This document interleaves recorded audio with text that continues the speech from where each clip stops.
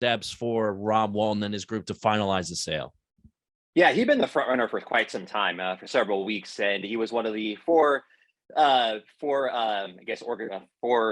groups to submit the final bids by Monday's deadline. And it wasn't that about 30 hours later we had him winning it.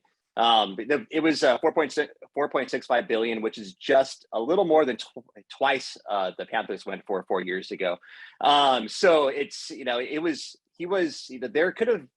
it could have gone up to 5 billion, but I think everybody kind of realized that Walton was ready to, pony up the money no matter where it went. I'm not sure if it went beyond 5.5, it probably would have maybe dissuaded him, but he has he has a clear path. He has to put down about $1.4 billion in cash. That's for the NFL, 30% has to be put down in cash. And then the rest can be financed or made up for by the other co-owners.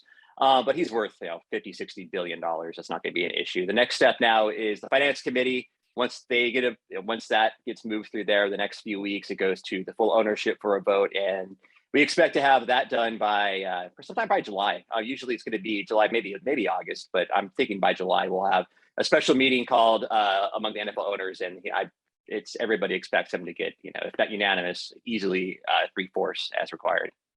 And when did the Bolin Trust Fund finally decide that this was the time to pull the trigger? There were multiple instances where they were denying any potential sale. What was was there a specific day or moment where they decided, it's time? Late last year, it kind of was heading that direction. And there was one court case that had to be cleared up. That was from a co-owner of the team who had passed away before Pat Bolin did, actually. So there was a little dispute whether that